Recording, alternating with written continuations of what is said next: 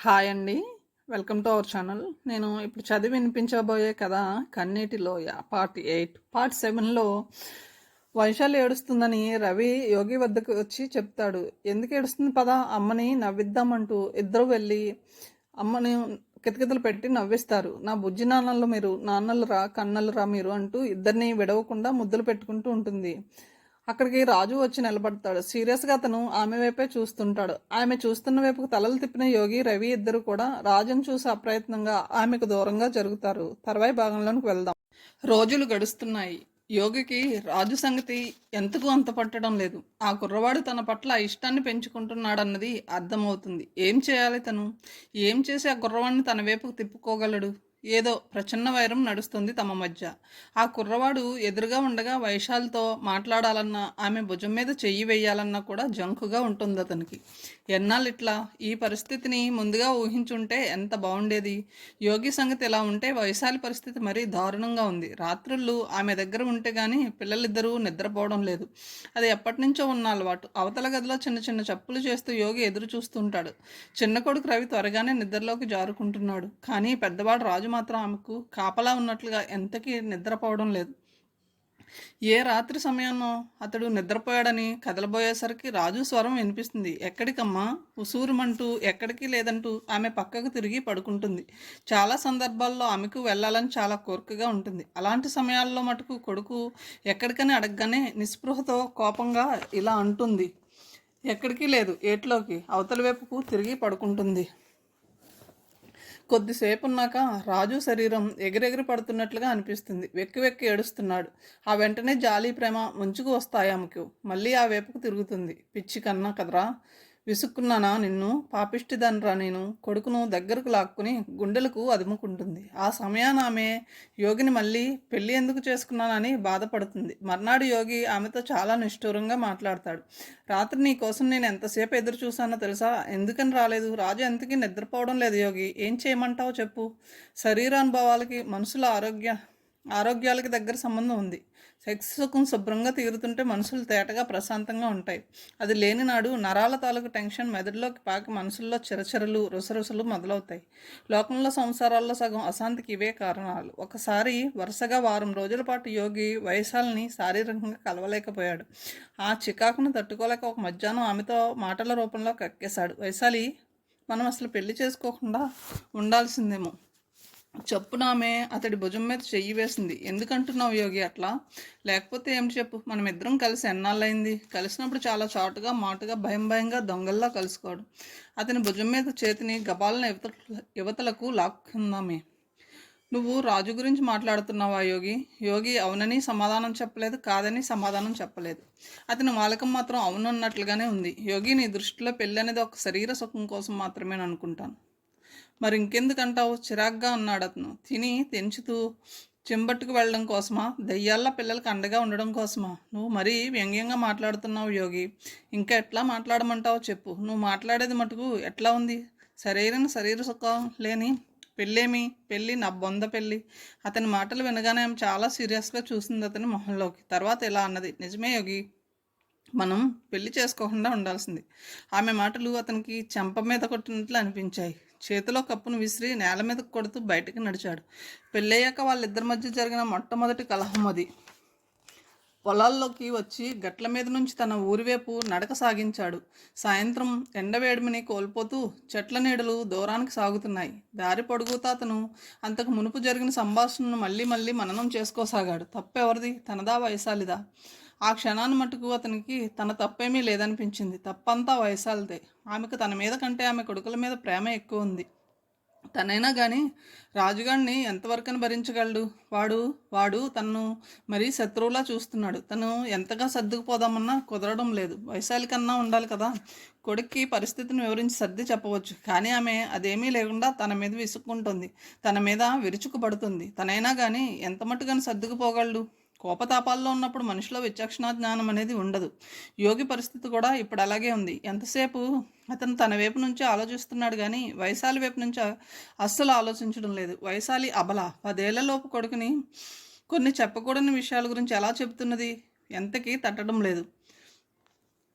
ఊళ్ళోకి వచ్చాడు అతను. రామమందిరం వద్దకు వచ్చేసరికి అక్కడ అరుగు మీద కూర్చుని అతని బాల్యమిత్రులు కొందరు కనిపించారు. అతన్ని చూడగానే ఒక మిత్రుడు కేక పెట్టాడు. అరే యోగి, ఇటు రారా నాయనా, ఈ మధ్య నీ దర్శనాలే ఉండడం లేదు. బలవంతాన తన మూడ్ని మార్చుకుంటూ మొహం మీదకి చిరునవ్వును పులుముకున్నాడు యోగి. తను కూడా వెళ్ళి వాళ్ళ పక్కన అరుగు మీద కూర్చున్నాడు. ఏం చేస్తున్నావురా, అసలు కనిపించడమే లేదు. ఏమీ చేయడం లేదురా. ఉద్యోగం చేయడం లేదా? లేదురా, మసలిపాడులోనే ఉంటున్నావా? ఆ మాటలు అంటున్నప్పుడు అతను తన పక్కవాడి వైపు చూసి కన్ను కొట్టడం కనిపించింది యోగికి. కోపాన్ని దిగమింగుకుంటూ అవునరా అన్నాడు. అంతలోనే అచ్చయ్య అనేవాడు అందుకున్నాడు. వాడికి ఉద్యోగం చేయాల్సిన కర్మేం పట్టిందిరా. రాజారా వాడు. రాజా? అదేమిటో, లేకపోతే ఏమిట్రా, వాడికి ఉద్యోగం చేయాల్సిన కర్మేమిటి? బంగారు పిచ్చువాడిని పెళ్లి చేసుకుంది. ఇంకా వాడికి డబ్బులకేమి కొదవా? వాళ్ళు ఎంత వ్యంగ్యంగా మాట్లాడుతున్నారో యోగికి తెలుస్తూనే ఉంది. అక్కడ కూర్చున్న వాళ్ళలో యోగిని అభిమానించే తాతారావు అనే ఒక మిత్రుడు ఉన్నాడు.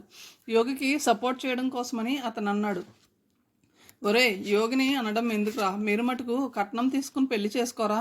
వాడొక ఆదర్శం కోసమన్నా చేసుకున్నాడు. మీలో ఏమీ ఆదర్శం ఉందని వాడిని విమర్శిస్తున్నారా? తాతారావు కల్పించుకోవడం మూలంగా మరింత అనర్థం జరిగింది. అచ్చయ్య ఇలా అన్నాడు, ఒరే మేము చేసుకున్న పెళ్ళి యోగి చేసుకున్న పెళ్ళి ఒకటేనంటావురా? కాక మరి. ఒరే పిచ్చి కన్నా, మేము చేసుకున్న పిల్లలు ఫస్ట్ హ్యాండ్లరా. కానీ యోగి, అతని మాటలు పూర్తి కాకుండానే యోగి చప్పున లేచి నిలబడ్డాడు. ఒరే అచ్చయ్య, ఎంత ధైర్యంరా నీకు అంటూ కోపంగా వెళ్ళి అతని కాలర్ను పట్టుకున్నాడు. క్రూరంగా అతని కళ్ళల్లోకి చూస్తూ కాలర్ను అటు ఇటు గుంజి బిగబట్టిన గొంతుతో ఎక్కడా లేని కాఠిన్యాన్ని కనబరుస్తూ ఇలా అన్నాడు యోగి. నిజంగా నీ పిల్లం ఫస్ట్ హ్యాండ్దని నువ్వు చెప్పగలవురా? అచ్చిగా, నీ పిల్లం జీతగాడి పక్కలో పడుకోలేదని నువ్వు రుజువు చేసుకోగలవురా?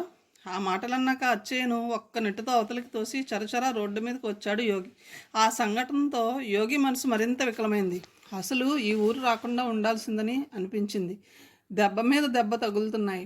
ఏం చేయాలి ఇప్పుడు? ఎటు వెళ్ళాలి? కాసేపు సుశీల వాళ్ళ ఇంటికి వెళ్ళాలనిపించింది. కానీ ఆమె అమాయకంగా వేసే అడ్డమైన ప్రశ్నలకు సమాధానం చెప్పే ఓపిక ఇప్పుడు తనకు లేదు. కొద్దిసేపు మైథిలి వాళ్ళ ఇంటికి వెళ్దామనిపించింది. కానీ ఈ మూడ్లో అక్కడికి వెళ్ళడం బాగోదనిపించింది. విచిత్రం ఏమిటంటే చాలా సందర్భాల్లో అతనికి మైథిలి అనే గుర్తుకు వస్తుంది, కానీ ఫల్గుణరావు మాస్టర్ అని అంతగా గుర్తుకు రాదు. ఆ విషయం తలుచుకుంటే అతనికి ఒక్కోసారి చాలా ఆశ్చర్యంగా కూడా అనిపిస్తుంది. ఆ ప్రయత్నంగా అతని అడుగులు తండ్రి ఇంటి వైపు పడ్డాయి. అప్పటికి చీకటి పడింది. కొడుకును చూడగానే అతని తల్లి చాలా ఆనందపడింది. రా నాయనా రా అన్నది సంతోషంగా. అతన్ని కూర్చోబెట్టి ఆమె పిండి రుబ్బుతుంటే ఆశ్చర్యంగా అడిగాడు, ఇప్పుడేం చేస్తున్నారమ్మా? ఏమీ లేదు నాయన, గారెలు చేస్తాను. నా బిడ్డ నా చేతి తిండి తిని ఎన్నాళ్ళైందో ఆప్యాయంగా అన్నదామె. యోగి కూడా ఏమీ అభ్యంతర పెట్టలేదు. నిజంగానే తన ఆమె చేతి కూడు తిని ఎన్నాళ్ళయింది. విమలక్క తను కలిసి తినేవాళ్ళు. అమ్మ వడ్డించేది. తను విమలక్కతో పోట్లాడుతుంటే అమ్మ తన వైపే వకాలతో తీసుకుని ఆమెను కోప్పడేది. ఇప్పుడు విమలక్క లేదు, తను ఇంటికి రావడం లేదు. ఎంత త్వరలో జీవితం ఎంతలా మారిపోయింది. ఇప్పుడు అతని మనసులోంచి వైశాలతో పోట్లాట, మిత్రుల హేళన అన్నీ తొలగిపోయాయి. తను చిన్నపిల్లవాడు, ఎదురుగా అమ్మ ఉంది. తనకే అవసరం వచ్చినా ఏ ఇబ్బంది కలిగినా ఆమె ఆదుకుంటుంది. తన ఆమె ఒడిలో పడుకుంటే తన మీదకు వచ్చే లోకాలని, కాకుల్ని ఆమె అవతలికి పారద్రోలుతుంది. పుచ్చేయలేడు. అదంతా తన కన్నా ఒక పీడకల. వాళ్ళంతా పీడకలలోని నీడలు. ఎందుకనో యోగికి ఏడవాలనిపించింది. గొంతు గద్గదంగా అయినట్లు అనిపించింది.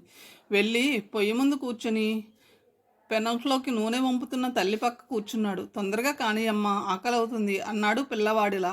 నా నాయన కదరా, ఎప్పుడు తిన్నావో ఏమో అయిపోవచ్చింది నాయన. ఆమెకు కూడా అతనికి మించిన ఆనందంగా ఉంది. ఎన్నాళ్ళకో వచ్చాడు కొడుకు. పిచ్చిమొద్దు. విమల చచ్చి ఏ లోకం ఉందో కానీ బతుకుంటే అది ఎంత సంతోషించేదో. దానికి కూడా ఇదంటే ప్రాణం. వాడేమిటి ఇంత వేలగాని వేల వచ్చాడు? పెళ్ళయి 6 నెలలన్నా కాలేదు, ఇంతలోనే గొడవలు వచ్చాయా వాళ్ళ మధ్య? తనకు అసలు ఈ పెళ్ళి ఇష్టం లేదు. 2 పిల్లల తల్లితో పెళ్ళేమిటి నా బొంద? వీడికి కాకపోతే ఆ పిల్లకన్నా బుద్ధి ఉండొద్దు. దాందేం పోయింది? బంగారం లాంటి పిల్లవాడు తేరగా వచ్చాడు. చేసుకుందే నంగనచ్చి తన పిల్లవాడిని వల్ల వేసుకుంది. వీడెక్కడ బాధపడతాడోనని తన ఆ పెళ్ళికి అభ్యంతరం చెప్పలేదు. ఆ రోజే తను ఏదోలా అడ్డం పడ్డట్లయితే బాగుండేది. ఈ రకంగా ఉన్నాయేమే ఆలోచనలు. అమ్మా నాన్న ఆరోగ్యం ఎట్లా ఉందమ్మా? నాన్నకేం బాగానే ఉన్నాడయ్యా. నీ గురించే ఆయన బెంగ. నువ్వు ఇలా గుర్తుకు వచ్చినప్పుడల్లా ఇద్దరం బాధపడుతుంటాం. బెంగతో కళ్ళు తుడుచుకుందామే. యోగి గొంతులోకి ఇంత పెద్ద ఏడుపు ముద్ద వచ్చి అడ్డం పడ్డట్లయింది. కొద్దిసేపు ఇద్దరు ఏమీ మాట్లాడలేదు. తర్వాత మళ్ళీ మామూలు. వాళ్ళిద్దరూ అలా మాట్లాడుకుంటుండగా తండ్రి వచ్చాడు. ఎవరొచ్చారే, మాటలు వినిపిస్తున్నాయి అన్నాడు అంత దూరం నుంచే. అబ్బాయి వచ్చాడండి సంబరంగా అంది తల్లి. ఏరా బాగున్నారా అంతా అన్నాడు ఆయన. బాగానే ఉన్నాం నాన్న. యోగికి ఎక్కడో ఏదో పొరపాటు జరిగిపోయినట్లుగా అనిపించింది. తన ఇంట్లోంచి బయటకు వెళ్ళిపోకుండా ఉండాల్సింది. వైశాలితో పెళ్లి పెటాకులు పెట్టుకోకుండా ఉండాల్సింది. విమలక్క కూడా అనుకోని రీతిలో అలా గర్భవతి కాకుండా ఉండాల్సింది. అప్పుడు అందరూ కలిసి ఈ ఇంట్లో కబుర్లు చెప్పుకుంటూ ఆప్యాయతలు ఒలకబోసుకుంటూ ఎంత బాగుండేది జీవితం. యోగికి విధి దేవుడు ఇలాంటి వాటి మీద నమ్మకం లేదు కానీ ఆదో దేవుడో ఎవరో ఎక్కడో తమ ఆనందమైన కుటుంబానికి అన్యాయం తలపెట్టారని అనిపించింది. తండ్రి కొడుకులిద్దరూ భోజనం చేస్తుంటే తల్లి అన్నది, ఈ పూట ఈ చీకట్లో ఇంకేం వెళ్తావయ్యా, ఇక్కడే ఉండరాదు. యోగికి వైశాలి వద్దకు వెళ్ళాలన్న ఆలోచనే అప్పటిదాకా అస్సలు తట్టలేదు. ఇప్పటిక వెళ్ళనమ్మా, బాగా అలసిపోయాను, ఇక్కడే పడుకుంటాను. తల్లి తండ్రి ఇద్దరు ఒకరి మొహాల్లోకొకరు చూసుకోవడాన్ని యోగి గమనించలేదు. తల్లి తండ్రి అన్నం తినటం అవగానే వెళ్ళి పక్క మీద పడుకున్నాడు. అతనికి ఎప్పుడో కునుకు పడుతుండగా అవతల నుంచి లీలగా కల్లో వినిపిస్తున్నట్లుగా తల్లి తండ్రి లోగొంతుకుతో మాట్లాడుకుంటున్న మాటలు వినిపించసాగాయి. వాడేమిటండి అక్కడికి వెళ్ళలేదు? ఆ పిల్లతో ఏమన్నా పోట్లాడి వచ్చాడో ఏమిటి? ఏమోనే, ఏం చెప్తాం, నాకేదో అనుమానంగా ఉందండి. అనుమానం ఉండి ఏం చేస్తాం చెప్పు? ఏమోనండి, నాకేదో భయంగా ఉంది. ఇంట్లోంచి వెళ్ళిపోయి అన్నాళ్ళు బయట ఉన్నవాడు ఒక్కనాడన్నా వచ్చి ఇక్కడ ఇలా పడుకున్నాడా? అట్లాంటిది పెళ్ళై 6 నెలలన్నా కాలేదు. వాళ్ళేదో గొడవ పడుతున్నారేమో అనిపిస్తోందండి. ఇట్లాంటి పెళ్ళిళ్ళలో గొడవలు కాక ఏముంటాయో చెప్పు. అప్పుడే నాకు అసలు ఈ పెళ్ళి ఇష్టం లేదు. ఇష్టం లేదంటే వాడు ఊరుకునే రకమా? అందుకే ఎదురు చెప్పకుండా నీ ఇష్టమని ఊరుకున్నాను. ఆ తక్కువ టమారులాడి వాడినంతగా వలలో వేసుకుందాయే. జరిగిందేదో జరిగిపోయింది. ఇప్పుడు అనుకుని ఏం లాభం? మనమే మన్నా కల్పించుకుంటే బాగుంటుందేమోనండి. ఏమని కల్పించుకుంటామో చెప్పు. వెళ్ళి ఏమైనా చెప్పబోతే అమ్మాయి మీరెవళ్ళు నాకు చెప్పడానికనే అంటే ఏం చేస్తాం? అమ్మాయి దాకా ఎందుకు, మనవాడు మాత్రం అలా అనడాన్ని నమ్మకం ఏమిటి? ఏమోనండి, ఈ కొంపకేదో శని పట్టుకున్నట్లుంది. తల్లి స్వరంలో దిగులు. యోగికి అదంతా తను కలలో వింటున్నాడో వాస్తవంలో వింటున్నాడో అర్థం కాలేదు. అంతగా సుసుప్తావస్థలో ఉన్నాడు. తను ఇక్కడికి రాకుండా ఉంటే బాగుండేదేమో. పూర్తి నిద్రలోకి జారుకోబోతూ అనుకున్నాడు అతను. ఒక్కోసారి అతి ప్రేమలో కూడా ఇలాంటి ఎవరేషన్లకు దారి తీస్తుంటాయి. ఉదయాన్ని యోగి తిరిగి మసలుపాడు వెళ్ళేసరికి ఇంట్లో వైశాలి ఒక్కతే ఉంది. అప్పటికి 9 దాటింది. పిల్లలిద్దరూ బడికి వెళ్ళిపోయారు. రవిని కూడా ఈ ఏడాదే బడిలో చేర్చారు వాళ్ళు. గుమ్మంలో ఎదురైన వైశాలి మొహంలో కన్నా చూడకుండా నేరుగా తన గదిలోకి నడిచాడు. వెళ్ళి తన మంచం మీద కూర్చున్నాడు. ఆమె కాఫీ తీసుకుని వచ్చింది. సీరియస్గా తాగి గ్లాసును అవతల పెట్టాడు. లోపల అతనికి ఆమెతో మాట్లాడాలని, నిన్న జరిగిన దానికి రాజీ పడాలని ఉంది కానీ ఆమె అంత బెట్టిగా ఉన్నప్పుడు తనెందుకు బయటపడాలనిపించింది. నీళ్లు తోడాను, స్నానం చేయండి. ఇదేమిటి ఇవాళ కొత్తగా అండి అంటుంది. మాట్లాడకుండా లేచి స్నానం చేసి వచ్చాడు. ఒంటికి పౌడర్ అద్దుకుని ఫ్రెష్గా హాయిగా మళ్ళీ మంచం మీద కూర్చున్నాడు. కిటికీలోంచి బయటకి చూడసాగాడు. వైశాలి వచ్చి గుమ్మంలో నిలబడింది. కనుచివర్ల నుంచి అతను చూశాడు కానీ మాట్లాడలేదు. ఆమె మాట్లాడిందే తనెందుకు మాట్లాడాలి? తనకేనా బెట్టులేనిది? కొద్దిసేపు అట్లా నిలబడి ఆమె మళ్ళీ లోపలికి వెళ్ళిపోయింది. ఆమె ప్రతి చప్పుడుకు అతను గమనిస్తూనే ఉన్నాడు. లోపల బిందులో చెంబును ముంచుతున్న చప్పుళ్ళు వినిపిస్తున్నాయి. స్నానం చేస్తుంది. గబగబా చీర చప్పుడు. చీరను ఒంటుకు చుట్టుకుని ఆమె లోపలికి వస్తుంది. అలా అనుకోగానే అతని నరాలు జలజల పురివిప్పుకున్నట్లుగా అనిపించింది. బెట్టు నవతల పడేసి ఆమె వద్దకు వెళ్ళాలని అనిపించింది. వెళ్ళి ఆమెను అవగిట్లోకి తీసుకోవాలనిపించింది. అయినా నిగ్రహించుకున్నాడు. గాజుల చప్పుడు. పౌడర్ రాసుకుంటుంది, తల దువ్వుకుంటుంది, ఇటువైపే వస్తుంది. చప్పున తల తిప్పి కిటికీలోంచి బయటకు చూడసాగాడు. గుమ్మంలో నిలబడింది. ఎంతసేపు నిలబడుతుందో చూద్దాం. తన వద్దకు వచ్చింది. ఆ సమయాన్ని మట్టుకు యోగికి ఆమె వైపు తల తిప్పి చూడాలని, చూసి నవ్వాలని, నవ్వి మాట్లాడాలని అనిపించింది. అయినా నిగ్రహించుకున్నాడు. ఆమె అతని పక్కనే కూర్చుంది. అయినా యోగి మాట్లాడలేదు. గుండ్రంగా వంపు తిరిగి అతని ఒడిలో తల దూర్చింది. అయినా అతను మాట్లాడలేదు. అతని ఒడికి ఆమె వంపులు బరువులు తగిలి నరాలు బిగుసుకుంటున్నాయి. ఆమె భుజాలు ఎగిరెగిరి పడుతున్నాయి. నవ్వుతుంది. చేతిని ఆమె ఒంటి చుట్టూ తిప్పి భుజం మీదుగా ఆమె మెడ కిందకి జరపాడు. అరచేతికి అద్భుతమైన మృదుత్వం, అంతకు మించిన కాఠిన్యం. రెండో చేత్తో ఆమె తలను పైకెత్తాడు. ఆమె నవ్వటం లేదు, ఏడుస్తోంది. ఆమె కళ్ళ నిండా నీళ్లు. చాచా, వైశాలి, ఏడుస్తున్నావా? ఎందుకు? ఆమె పై పెదవును తన 2 పెదవుల మధ్య ఉంచి చిన్నగా నొక్కాడు. మీరు చేసిన దానికి ఏడవక నవ్వమంటారా? గబాల్న అతనికి అనిపించింది. అవును, ఆమె తనను మీరు అంటుందేమిటి? అవును కానీ వైశాలి, ఇవాళేమిటి నువ్వు నన్ను మీరు అని కొత్తగా పిలుస్తున్నావు? ఆమె తన మొహాన్ని అతనికి దగ్గరగా తెచ్చి కళ్ళల్లో కళ్ళు పెట్టి చూసింది. ఇవాళ నుంచే మిమ్మల్ని అట్లాగే పిలుస్తాను. విచిత్రంగా చూశాడు యోగి ఆమె వైపు. అదేమిటి? ఎందుకని? ఎందుకనా గబాల్న ఆమె గొంతు పెద్దది చేసి కళ్ళు మూసుకుని ఇలా అరిచింది. నువ్వు నా మొగుడివి కదరా ఎదో నా కొడక అనేసి చప్పున అతని గుండెల్లో మహాన్ని దాచుకుంది. ఆనందంతో యోగికి హుర్రా అని పెద్దగా అరవాలనిపించింది. వంగి ఆమె తొడ మీద గట్టిగా కొరికాడు. తర్వాత వాళ్ళిద్దరూ ఒకరినొకళ్ళు తమకంతో కొరుక్కున్నారు. ఒకరితో ఒకళ్ళు పెనుగులాడారు. ఇటు దొల్లారు అటు దొల్లారు. ఇద్దరు చిన్నపిల్ల కుక్కపిల్ల శివంగి పిల్ల. ఎంత క్యూపిడ్ క్యూపిడ్ క్యూపిడ్ చేష్టలు. అంతా అయిపోయి ఇద్దరూ ప్రశాంతత పడి కాసేపు విశ్రాంతి తీసుకున్నాక ఒకరి వల్ల ఒకరు సేద తీరుతూ కబుర్లు చెప్పుకోసాగారు. యోగి రాజు సంగతి ఏమన్నా చేస్తే బాగుంటుంది. యోగికి చాలా సంతోషం వేసింది ఆమె అలా అనడం. ఏం చేద్దామంటావు? నాకు అదే అర్థం కావడం లేదు. ఎక్కడైనా బోర్డింగ్ స్కూల్లో చేర్పించితే ఉలిక్కి పడిందామె. వాడిని విడిచి నేను ఉండలేను యోగి. వాడు కూడా నన్ను విడిచి ఉండలేడు.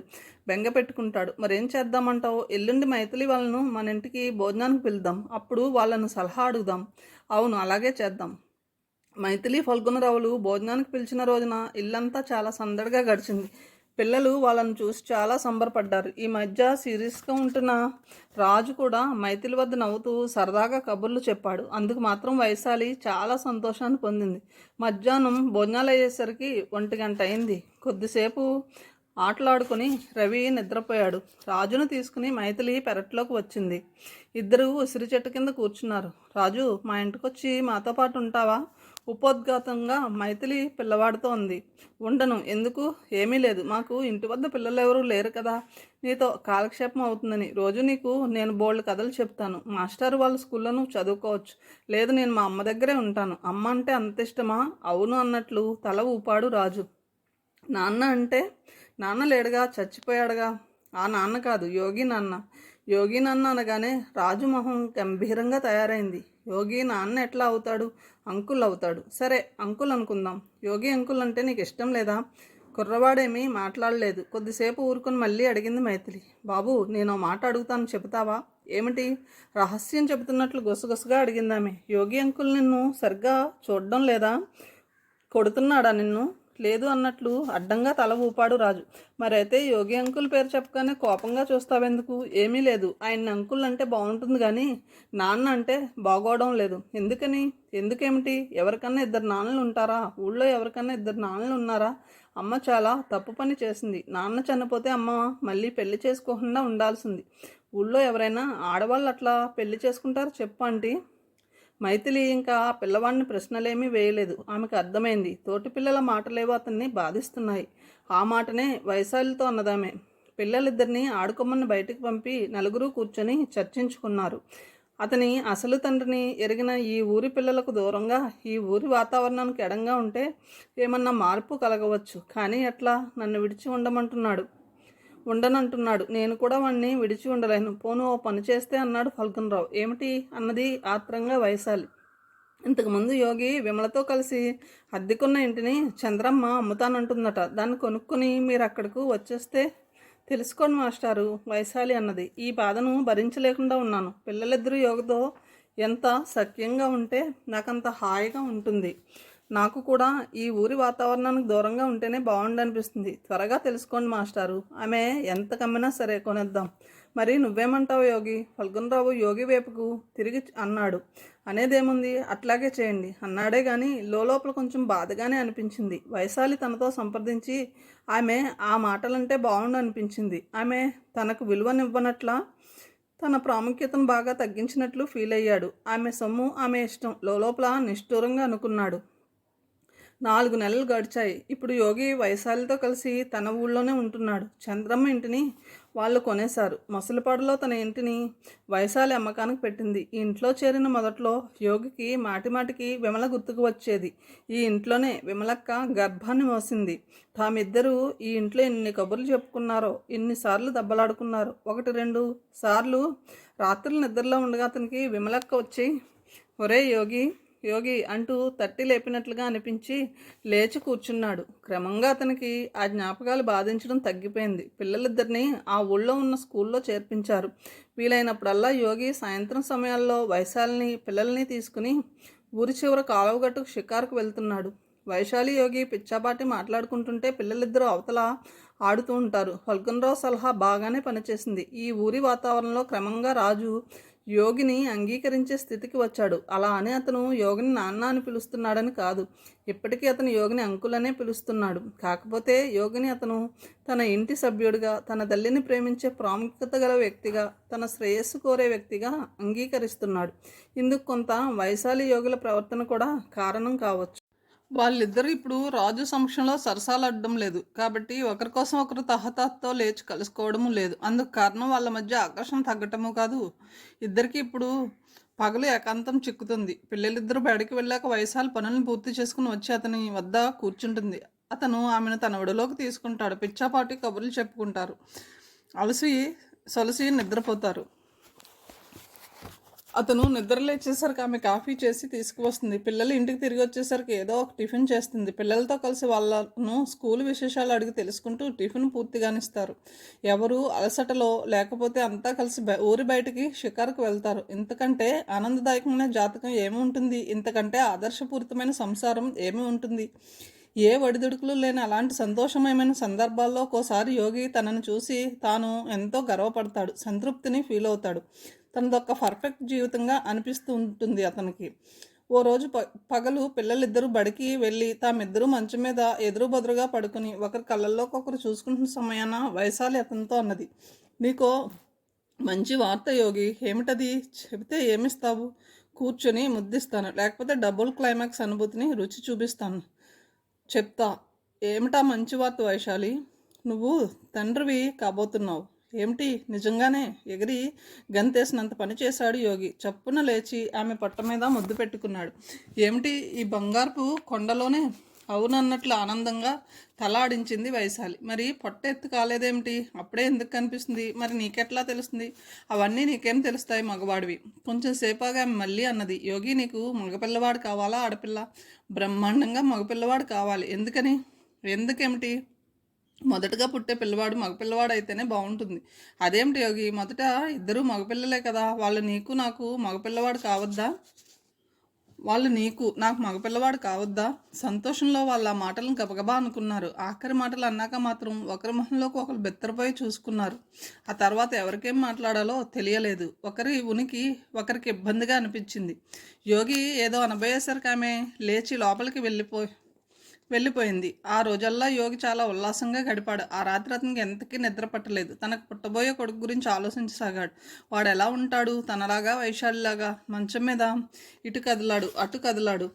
ఉద్వేగంతో బీపీ వచ్చినట్లుగా ఉంది అతని పరిస్థితి. రాత్రి 10 దాటింది, 11 దాటింది.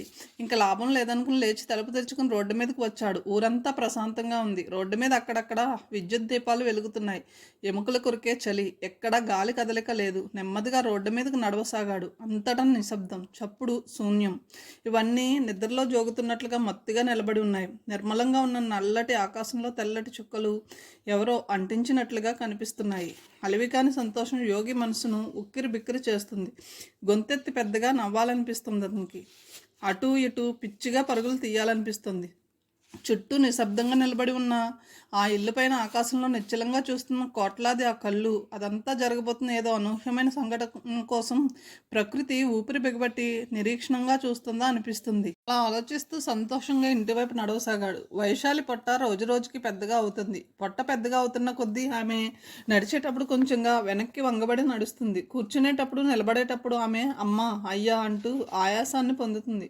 ఒక్కోసారి ఆమె యోగిని గబగబా కేకేసేది, యోగి యోగి ఇట్రా, లోపల పాపాయి కదులుతోంది విను అనేది. యోగి కూడా పరిగెత్తుకుంటూ వచ్చి ఆమె పొట్ట మీద చెవిని అనించేవాడు. అవును వైశాలి, దొంగ వెధవ కదులుతున్నాడు అనేవాడు. దొంగ వెధవ ఏమిటి అనేదామె విచిత్రంగా. ఏం దొంగ వెధవ అనకూడదా అనేవాడు యోగి బిక్కమొహం పెట్టి. ఆడపిల్లని పట్టుకుని దొంగ వెధవ ఏమిటి? అదా సంగతి. నేను ఇంకా కడుపులో పిల్లల్ని దొంగ వెధవ అనకూడదేమో, అంటే ఏమన్నా చెడు ఏమో అనుకుంటున్నాను.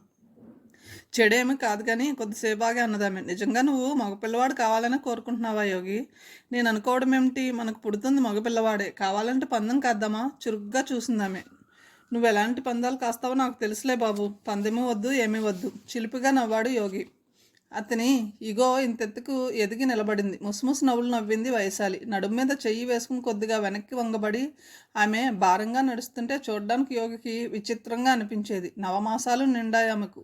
యోగి తల్లి వచ్చి వాళ్ళకి అండగా ఈ ఇంట్లోనే ఉండసాగింది. ఓ రోజు తెల్లవారుజామున ఆమె ప్రసవించింది. ఆడపిల్ల. హతాశుడైపోయాడు యోగి. తెలుగుదేశంలో చాలామంది పురుషులు తమకు మొదటగా పుట్టే బిడ్డ మగపిల్లవాడు కావాలని కోరుకుంటారు. మొదటగా పుట్టే బిడ్డ తమ పురుషత్వానికి సవాలుగా భావిస్తారు. మగపిల్లవాడు పుడితే గొప్ప, చూసావా ఈ మగతనం అన్నట్లు కాలర్ ఎగరేసుకుని తోటి వాళ్ళ వైపు స్వాతిశయంతో చూస్తారు. అదే ఆడపిల్ల పుడితే తోటి వాళ్ళు అదో రకమైన హేళనతో చూడడమే కాక హేళనగా కూడా మాట్లాడతారు. పాపం పిల్లట్రా అంటూ చులకన చేస్తారు. మొదటగా ఆడపిల్ల పుడితే భర్త పురుషత్వం కంటే భార్య స్త్రీత్వం పై చేయి అన్నట్లుగాను, మగపిల్లవాడు పుడితే భార్య స్త్రీత్వం కంటే భర్త పురుషత్వం పై చేయి అన్నట్లుగాను ఒక ప్రచన్న భావం తెలుగు ప్రజల మనసుల్లో దాగి ఉంది. ముఖ్యంగా కొన్ని ఉన్నత వంశాల వారిలో ఇది మరీ అధికం. యోగి లౌకిక మనిషి కాకపోయినా తనకు తెలియకుండానే అప్రయత్నంగా ఈ విషయంలో ఇన్ఫీరియారిటీ ఫీల్ అయ్యాడు. వైశాలి మాత్రం అదేమీ గమనించకుండా అతన్ని చూడగానే వెక్కిరించింది. చూసావా యోగి, నేనే నెగ్గాను. ఆ వెంటనే అతని మొహం కళావిహీనంగా ఉండడం చూసి ఆశ్చర్యంగా అడిగింది. అదేమిటి, అట్లా ఉన్నావేమిటి, నీకు సంతోషంగా లేదా? కాసేపు యోగి మాట్లాడలేదు. పిల్లవైపుకు చూస్తూ చూపుడు వేలుతో పిల్ల చేతిని తాకుతూ కూర్చున్నాడు. కాదు కానీ వైశాలి, మొదటగా మగపిల్లవాడైతే బాగుండేది.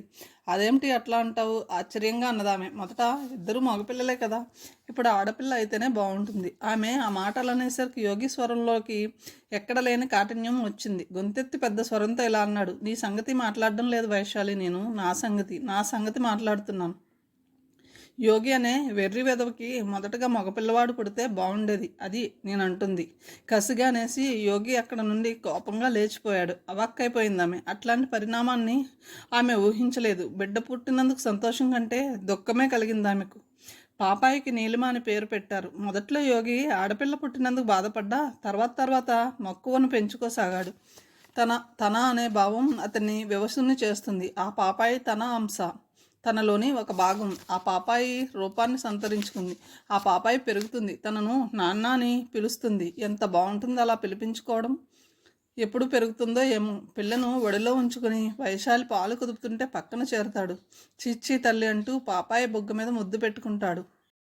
కూతురు ఇప్పుడు అతన్ని గుర్తుపడుతుంది. అతన్ని చూడగానే బోసినవ్వులు చిందిస్తుంది. యోగికి కూతురి మీద రోజుకు పెరిగిపోతున్న ప్రేమను చూస్తుంటే వైశాలికి ఎందుకో భయమే సాగింది. ఒకరోజు ఆమె అతనితో అన్నది, యోగి, నువ్వు రాజుని రవిని ఈ మధ్య పట్టించుకోవడం లేదు. అదేమిటి? పట్టించుకుంటున్నాను కదా.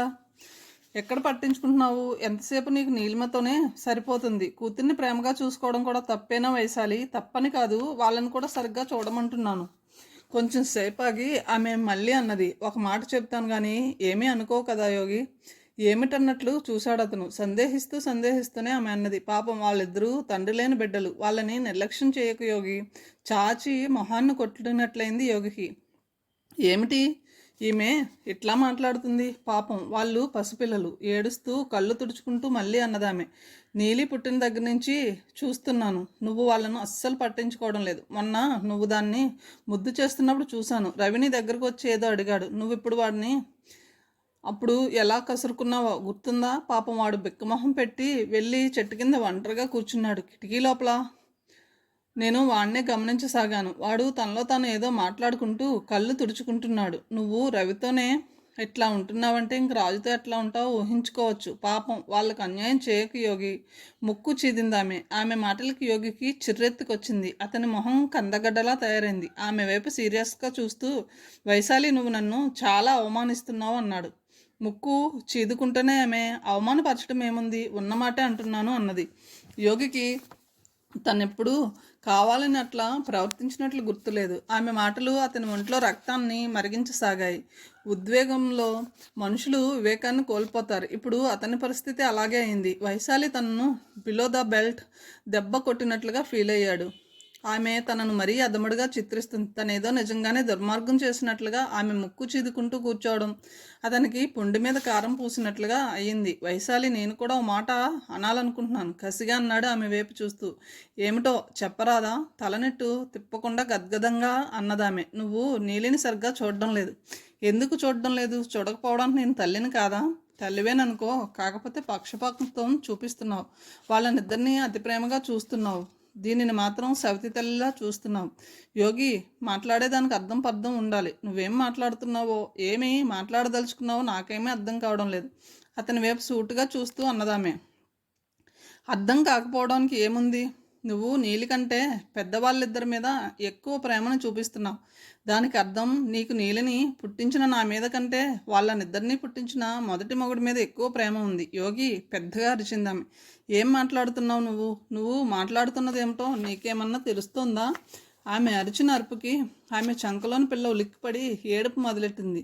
యోగి విసురుగా లేచి నిలబడ్డాడు. నేను కరెక్ట్గానే మాట్లాడాను కానీ ముందు పిల్ల ఏడుస్తుంది, దాని సంగతి చూడు. చరచర బయటికి నడిచాడు అతను. బయటకు వచ్చాక అతనికి సంభాషణ ఎట్లా మారిందో అర్థం కాలేదు. కావాలని తను ఎప్పుడు రవిని కానీ రాజుని కానీ విసుక్కోలేదు. కాకపోతే నీలిని అతి ప్రేమగా చూడడం మటుకు నిజం. అంత మాత్రాన తను వాళ్ళను ఎక్కడ నిర్లక్ష్యం చేశాడా అని కాసేపు ఆలోచించడానికి ప్రయత్నించాడు. ఈ మధ్య తను వాళ్ళని సాయంత్రం పూట షికారుకు తీసుకువెళ్ళడం లేదు. అందుకు కారణం కూడా వైశాలి ప్రసవము, తర్వాత పసిపిల్లతో ఆమెకు తీరిక లేకపోవడము, అంతకు మునుపు ఆమె గర్భం మూలంగా ఆయాసపడిపోవడం. ఇప్పుడైనా కానీ ఆమె తమతో పాటు వస్తుందా? ఆ రాత్రి అతను వైశాలితో అన్నాడు, వైశాలి, మనం ఇలా చిటికీ మాటికి అనవసర విషయాల మీద పోట్లాడుకోవడమేమీ బాగోలేదు. మాట్లాడలేదామె ముభావంగా తలను వేరే వైపుకు తిప్పింది. వాళ్ళ పగలల్లా నేను ఈ విషయం మీదే ఆలోచించాను వైశాలి. అతను మళ్ళీ అన్నాడు, ఎంత ఆలోచించినా నేను వాళ్ళను ఎక్కడ నిర్లక్ష్యం చేస్తున్నానో అర్థం కాలేదు. నా మీద ఒట్టు, వాళ్ళ పట్ల నాకు ఏ ద్వేషభావము లేదు. చురుగ్గా చూసిందామె. ఆ మాటలన్నీ ఎందుకు? ఈ సంగతి చెప్పు. వాళ్ళని నువ్వు షికారుకు తీసుకువెళ్ళి అన్నాళ్ళైంది. ఇంతే కదా? తేలిగ్గా నిట్టూర్చాడు అతను. ఈ విషయం అయితే నాకు కూడా అనిపించింది. అయితే కారణం నీకు మటుకు తెలియదా? నీ ప్రసవము, పసిపిల్ల, వీటి మూలంగానే మనం వెళ్ళలేదు. రేపటి నుంచి వెళ్దాం, సరేనా? నన్ను వదిలే యోగి. ఈ పసిపిల్లతో నేను ఎక్కడ రాగలను? పాపం, వాళ్ళని తీసుకువెళ్ళు, సంతోషిస్తారు. సరే వైశాలి, రేపటి నుంచి అట్లాగే తీసుకువెళ్తాను. ఆకాశం నిండా మబ్బులు కమ్ముకొని ఉన్నాయి. పైన ఎక్కడో తెల్లటి మబ్బులు, ఆ కింద నుంచి నల్లటి నీలి మేఘాలు పని ఉన్నట్లుగా ఆద్రాబాద్రా కదులుతున్నాయి. వాతావరణం చల్లగా హాయిగా ఉంది. కాలువ గట్టు మీద కూర్చుని ఉన్నాడు యోగి. పెద్ద కాలువ అది. నీళ్లు నిండుగా ఉండి వడిగా సుడులు తిరుగుతూ ప్రవహిస్తున్నాయి. అవతలగా రవి కాలువలోకి పుల్లల్ని విసురుతూ అవి ప్రవాహంలో తేలుతూ పోతుంటే అరుస్తూ కేరింతలు కొడుతున్నాడు. అతనికి కొంచెం ఎడంగా రాజు తన వెంట తెచ్చుకున్న కాగితాన్ని పడవలుగా చేస్తూ పక్కన పెడుతున్నాడు. ఒక పడవను అతను నీటిలోకి వదలడానికి ప్రయత్నించాడు. అక్కడ ఒడ్డు సరిగ్గా లేకపోవడంతో కుదరలేదు. అరే రవి, ఇక్కడ ఒడ్డు బాగాలేదు కానీ కాస్త పైకి పోయి వదులుదాం పద. ఇద్దరు కాగితాలని పడవల్ని తీసుకుని ఎగువకు నడుస్తుంటే యోగి కేకేశాడు, జాగ్రత్తమ్మ, కాలు జారుతుంది, దూరంగా ఉండి వదలండి. సరే సరే. యోగికి మనసు నిండా చెప్పరానంత అసంతృప్తిగా ఉంది. ఈ మధ్య చీటికి మాటికి ఏదో ఒక విషయం మీద వైశాలితో గొడవలు జరుగుతున్నాయి. ఆమె ఎందుకో ప్రతిదానికి చిరాకు పడుతుంది, విసుక్కుంటుంది. ఆమెకి ఏమైందో అర్థం కావడం లేదు అతనికి. ఆమె అలా విసుక్కుంటుంటే అతని అహం దెబ్బతింటుంది. తనను చులకన చేస్తున్నట్లుగా ఫీల్ అవుతున్నాడు. ఆమె లోపలున్న భావం ఒక్కటే, రాజుని రవిని తను సరిగ్గా చూడడం లేదు. ఇంకెట్లా చూడాలి? వీలైనంతలో తను వాళ్ళతో ప్రేమగా ఆప్యాయంగా ఉండడానికి ప్రయత్నిస్తున్నాడు. కానీ ఆమె ఏదో ఒక వంకను ఎత్తి చూపుతుంది. కాకపోతే ఒకటి, తను నీలిని మటుకు ప్రాణంగా చూసుకుంటున్నాడు. అంత అతిగా వాళ్ళను కూడా చూడమంటుంది ఆమె. అక్కడే వస్తుంది చిక్కు. పసిపిల్లను చూసినట్లు పెద్దవాళ్ళని ఎక్కడ చూడగలడు? అసలు ఆ భావమే ఆమెలో ప్రవేశించకూడదు. యోగి ఇలా ఆలోచనలో ఉండగా అవతల పిల్లలు చాలా దూరానికి వెళ్ళారు. ఒక చోట వాళ్లకు ఒడ్డు బాగున్నట్లుగా అనిపించింది. ఒకరి తర్వాత ఒకరు పడవలను వదులుతూ అవి నీటిలో తేలుతూ ఊగుతూ పోతుంటే చప్పట్లు కొడుతూ సంబరపడుతున్నారు. రాజు వద్ద ఇక ఒక్క పడవ మాత్రం ఉంది. అతను దాన్ని గట్టు అంచు మీద నిలబడి వంగుని కాలువలోకి వదలబోయాడు.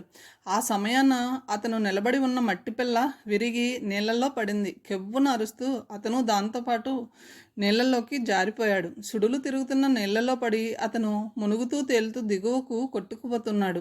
రాజు నీళ్ళలో పడ్డం చూడగానే గాబరాతో రవి తానేం చేస్తున్నాడో తెలియకుండా నీళ్ళలోకి చేయి అందించబోయి తను కూడా కాలువలో పడ్డాడు. దగ్గరలో ఎవ్వరూ లేరు. మునుగుతూ తేలుతూ ఇద్దరు కాలువ వాళ్ళకి యోగి ఉన్న వైపుకి కొట్టుకు వస్తున్నారు. పరధ్యానంలో ఉన్న యోగి కాలువలో కేకలు పెడుతూ మునుగుతూ తేలుతున్న పిల్లల్ని చూడగానే ఉలిక్కిపడి లేచి నిలబడ్డాడు. ఆందోళనతో ఒక్క ఉదుటును కాలువలోకి దూకాడు. మొదటగా అతను రవిని బయటికి లేపాడు.